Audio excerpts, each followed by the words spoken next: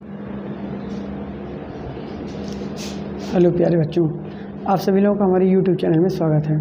बच्चों, आज हम लोग पढ़ने वाले हैं केमिस्ट्री क्लास 10th का पहला जो चैप्टर हमारा है रासायनिक अभिक्रियाएं और समीकरण।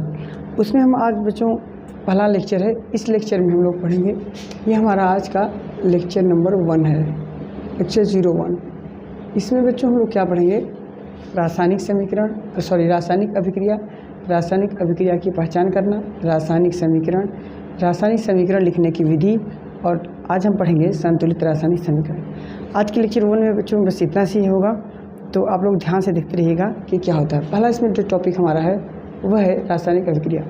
तो बच्चों, रासायनिक अभिक्रिया किसे कहते हैं, इसको सबसे पहले जानते हैं। बच्चों, रासायनिक अभिक्रिया क्या होता है? रासायनिक अभिक्रिया में क्या होता है, जब दो या दो से अधिक पदार्थ आपस में मिलते हैं तो मिलने के पश्चात एक नए पदार्थ का फॉर्मेशन होता है। इसी प्रोसेस को हम लोग बोलते हैं केमिकल रिएक्शन। बेसिकली अगर मैं बात करूं बच्चों, तो रासायनिक अभिक्रिया का मतलब होता है कि पुराने बॉन्ड का टूटना और नए बॉन्ड का फॉर्मेशन ही रासायनिक अभिक्रिया कहलाती है। जैसे देखिए बच्चों, अगर मैं रासायनिक अभिक्रिया में बात करूं तो जैसे आप देख सकते हो इसमें कि जब मैग्नीशियम को देखिए, मैग्नीशियम अगर मैंने लिया है, मैग्नीशियम को जब हम ऑक्सीजन के साथ रिएक्शन कराते हैं तो हमारा बनता है मैग्नीशियम ऑक्साइड। यहाँ पे बच्चों अगर आप देखें तो यहाँ पे जो ये मैग्नीशियम है ये सॉलिड स्टेट में है और ये ऑक्सीजन क्या है, एक गैसियस स्टेट में है। पर यहाँ पे जो मैग्नीशियम ऑक्साइड का जो क्रिस्टल बना है ये एक सॉलिड स्टेट में होता है। तो परिभाषा में क्या होता है आपको, रासायनिक केमिकल रिएक्शन क्या होते हैं कि जब दो या दो से अधिक पदार्थ आपस में मिलकर किसी नए पदार्थ का फॉर्मेशन करते हैं, जिसके जो प्रॉपर्टी होती है मतलब फिजिकल स्टेट वगैरह वह इससे डिफरेंट होती है। तो इस अभिक्रिया को हम लोग बोलेंगे रासायनिक अभिक्रिया। बच्चों, अगर मैं बात करूँ तो रासायनिक जो अभिक्रियाएँ होती हैं उनकी पहचान करने के लिए सेकंड पॉइंट जो हमने लिखा हुआ है कि रासायनिक अभिक्रिया को पहचान कैसे, अगर कोई केमिकल रिएक्शन हो रहा होगा तो कैसे आप जानेंगे कि केमिकल रिएक्शन हो रहा है। तो बच्चों, इस केमिकल रिएक्शन अगर होगा किसी भी रिएक्शन, कोई भी रिएक्शन अगर केमिकल रिएक्शन किसी में हो रहा है, मतलब नए बॉन्ड फॉर्मेशन हो रहे हैं, तो उसमें कुछ बातों में चेंज आएगा आपको देखने को मिलेगा। जैसे पहला अगर मैं बात करूँ तो इसका टेम्परेचर में चेंज आपको देखने को मिलेगा, इसके टेम्परेचर में परिवर्तन। पहला इसके टेम्परेचर में बच्चों परिवर्तन होगा। सेकेंड नंबर में अगर मैं बात करूं तो इसके कलर में चेंज आएगा, CO कलर में चेंज, इसके कलर में बच्चों चेंज आ सकता है। तीसरे नंबर की मैं बात करूं अगर, तो इसके फिजिकल स्टेट में चेंज आ सकता है, फिजिकल स्टेट में चेंज आएगा। और बच्चों, फोर्थ नंबर की अगर मैं बात करूं तो इससे गैस क्या हो जाएगा, गैस निकलती है, गैस निकलेगी तब भी हम जानेंगे कि रिएक्शन केमिकल हो रहा है। फिफ्थ नंबर की अगर मैं बात करूं तो अवक्षेप बन सकते हैं, अवक्षेप बनना। बच्चों, ये जो 5 स्टेप्स हैं ना, इन विधियों मतलब 5 स्टेप जो ये है, इससे आप जान सकते हो कि कोई रिएक्शन केमिकल रिएक्शन है या नहीं। अगर कोई केमिकल रिएक्शन हो रहा होगा तो बच्चों उसके टेम्परेचर में चेंज आएगा, उसके कलर में चेंज आएगा, उसके फिजिकल स्टेट का मतलब बच्चों भौतिक अवस्था, जैसे वो ठोस से द्रव में या द्रव से गैस में चेंज आ रहा होगा। और फोर्थ नंबर में है उससे गैस भी निकल सकती है, रिएक्शन के दौरान उससे कुछ हीट बाहर निकल सकती है या उसका कुछ अवक्षेप बन सकता है। बच्चों, अवक्षेप का मतलब क्या होता है कि जो नीचे तली में कुछ, जैसे रिएक्शन के दौरान कुछ प्रोडक्ट नीचे तली में बैठ सकते हैं, उसको हम लोग बोलेंगे अवक्षेप। तो ये जो 5 स्टेप्स हैं ये रिएक्शन यहाँ पे हो सकते हैं किसी ही केमिकल रिएक्शन में। तो बच्चों, हम जानेंगे कि रासायनिक समीकरण क्या होता है। तो बच्चों, ये जो 5 स्टेप्स में जो चेंज आता है, जैसे हमने लिया है यहाँ पे कि हमने मैग्नीशियम लिया, उसको ऑक्सीजन की प्रेजेंस में हमने इसको जलाया, जलाने से हमको मैग्नीशियम ऑक्साइड के सल्फेट क्रिस्टल प्राप्त हो गए। इसी बात को जब हम लोग किसी संकेत और प्रतीक के द्वारा लिखते हैं तो उसको हम लोग बोलते हैं केमिकल इक्वेशन। मतलब जो बातें आपको हिंदी में लिखी हुई मिलती हैं, उन्हीं को जब आप संकेत और प्रतीक चिन्हों के साथ लिखते हैं तो इसी को बच्चों हम लोग कहते हैं केमिकल रिएक्शन, मतलब रासायनिक समीकरण। जैसे अभी हमने यहाँ पे जो ये बात लिखी हुई है इसको हम बोल सकते हैं रासायनिक समीकरण। बच्चों, रासायनिक समीकरण लिखने की विधियों के बारे में हम थोड़ा बात करेंगे कि रासायनिक समीकरण लिखने की जो विधि है उसमें क्या क्या सिस्टम है। एक मिनट।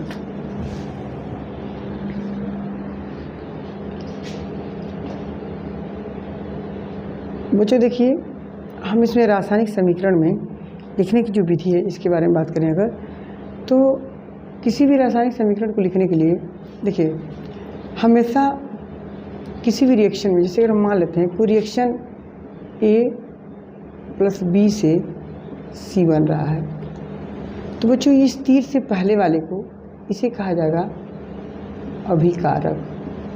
इसे हम कहते हैं अभिकारक। अंग्रेजी की अगर मैं बात करूँ तो इसे कहा जाएगा रिएक्टेंट। इसे हम बोलते हैं रिएक्टेंट। और यहाँ पे जो बनता है इसको बोलते हैं उत्पाद, अंग्रेजी में प्रोडक्ट। तो बच्चों आपने क्या जाना कि तीर से पहले वाले को अभिकारक और तीर के बाद वाले जो भी बनेंगे उसे उत्पाद कहते हैं, पहली बात। सेकंड नंबर की अगर मैं बात करूँ तो अभिकारक या उत्पाद के बीच के सेपरेशन को हम लोग तीर से दिखाते हैं। अभिकारक से जब उत्पाद बनता है तो उसको बीच में हम लोग तीर बनाते हैं, जो कि हमने यहाँ पे बनाया हुआ है। तीसरी नंबर की अगर मैं बात करूँ तो अभिकारक या उत्पाद में अगर एक से ज़्यादा पदार्थ यूज किए जाएंगे तो उनके बीच में हम लोग चिन्ह प्लस चिन्ह का प्रयोग करते हैं। दो पदार्थों के बीच में हम लोग प्लस चिन्ह का प्रयोग करते हैं। फोर्थ नंबर की अगर मैं बात करूँ तो अगर मान लीजिए कि किसी रिएक्शन के होने से कोई गैस बाहर निकल रही है, रिएक्शन से गैस निकलेगी, तो उसे हम लोग इस तीर से दिखाएंगे। और अगर मैं बात करूँ 4-5 नंबर पे, अगर रिएक्शन के होने के दौरान कोई अवक्षेपण होता है, अवक्षेप बनता है, तो उसे हम लोग ऐसे तीर से दिखाते हैं। अगला है बच्चों कि अगर मुझको इसकी स्टेट को दिखाना होता है तो यहाँ पे पदार्थ के नीचे कुछ नंबर लिखा, जैसे यस लिखा जा सकता है, आपको मिलेगा L मिलेगा, G मिलेगा, AQ मिलेगा। तो बच्चों इनके पर्सनलाइज नाम होते हैं। क्या क्या होता है? यस मतलब होता है सॉलिड, सॉलिड। L मतलब होगा लिक्विड, और G मतलब होगा गैस, और AQ मतलब होता है एक्वस। एक्वस मतलब हिंदी की बात करें तो इसका मतलब होता है ठोस, द्रव, गैस, और इसका मतलब होता है जलीय। बच्चों अगर आप लोग देखें तो ठोस, द्रव, गैस और जलीय, यहाँ पे क्या होता है, ये फिजिकल स्टेट को रिप्रेजेंट करते हैं। जैसे अगर यहाँ पे लिखा है कोई पदार्थ है, उसके नीचे जस्ट आपको मिला, जैसे यस मिल सकता है, यल मिल सकता है, ये हमारा जी मिल सकता है, तो ये सब बताते हैं कि ये पदार्थ किस अवस्था में अभी है। तो अगर आपको कहीं किसी रिएक्शन में S, L, G, AQ इन चारों के अगर लिखे हुए मिलेंगे तो इसका मतलब क्या है कि वो बता रहा है कि वह पदार्थ उस समय किस अवस्था में उपस्थित है। तो बच्चों ये मतलब रासायनिक समीकरण को लिखने की विधि हो गई, जिसमें हम लोगों ने बताया कि तीर से पहले वाले को अभिकारक, तीर के बाद वाले को उत्पाद कहा जाता है, और दो पदार्थों के बीच में एक प्लस चिन्ह लगाते हैं, या दो उत्पाद भी अगर बन जा रहे हों तो उनके बीच में हम लोग प्लस चिन्ह को लगाते हैं, और इन दोनों अभिकारकों के बीच में एक तीर चिन्ह लगाते हैं। तीर चिन्ह बच्चों बताता है, यह तीर अगर दो अभिकारक से उत्पाद के बीच में अगर तीर लगाते, इसका मतलब होता है कि अभिक्रिया जो है अनुत्क्रमणीय है, मतलब इरिवर्सिबल। इसका मतलब क्या होगा कि अभिकारक से उत्पाद तो बन जाएंगे लेकिन उत्पाद से अभिकारक नहीं बन सकते। तो लेकिन अगर बच्चों मान लेते हैं किसी रिएक्शन में कुछ ऐसा तीर बना हो दोनों तरफ का, तो इसे कहा जाता है उत्क्रमणीय अभिक्रिया, उत्क्रमणीय।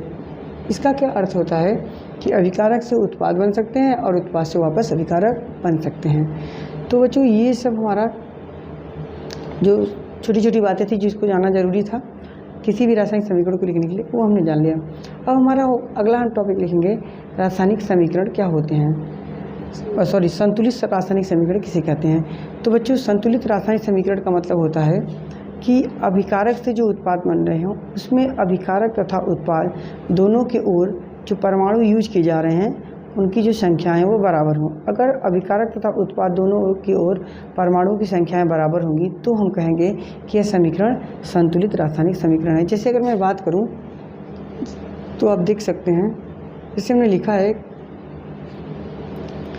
जिसे हमने लिखा था Mg प्लस O2 से बन रहा था हमारा MgO।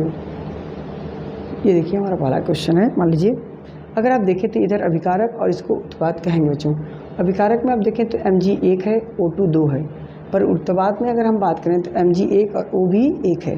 इसका मतलब क्या है कि ये एक संतुलित रासायनिक समीकरण नहीं है, क्योंकि परिभाषा कहती है कि संतुलित रासायनिक समीकरण हम उसे कहेंगे जब अभिकारक तथा उत्पाद दोनों ओर परमाणुओं की संख्याएं बराबर होंगी। तो बच्चों यहाँ पे क्या नहीं बराबर है, तो अगर आप देखो तो यहाँ पे ऑक्सीजन 2 है बट यहाँ पे ऑक्सीजन 1 है। तो इसको बराबर करने के लिए हम इसके आगे किसी भी नंबर से गुणा करा सकते हैं जिससे कि ये बराबर हो जाए। तो बच्चों हम इसके आगे नंबर लिखेंगे 2। इस 2 को लिखने का मतलब क्या, यहाँ पे जो 2 लिखेंगे इससे Mg भी 2 होगा और ऑक्सीजन भी 2 होंगे। तो यहाँ पे Mg 1 है बट ऑक्सीजन 2, तो ऑक्सीजन तो बैलेंस हो गया बट क्या Mg बैलेंस नहीं हुआ, तो मैं यहाँ पर भी 2 लगा। अब क्या होगा कि अभिकारक तथा उत्पाद दोनों ओर परमाणुओं की संख्या बच्चों बराबर होती हैं।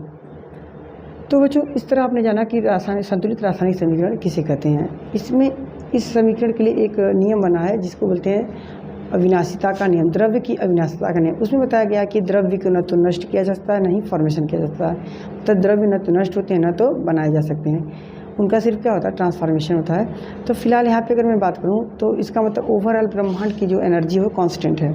तो इसलिए यहाँ पे तीर से पहले अभिकारक में परमाणु की संख्या और तीर के बाद मतलब उत्पाद में परमाणुओं की संख्याएँ बराबर होनी चाहिए। तो बच्चों आज के लिए इतना ही। अब मैं अगले लेक्चर में मैं संतुलित रासायनिक समीकरण पे फुल डिटेल में हम लोग बात करेंगे कि क्या होगा आगे। तब तक के लिए धन्यवाद।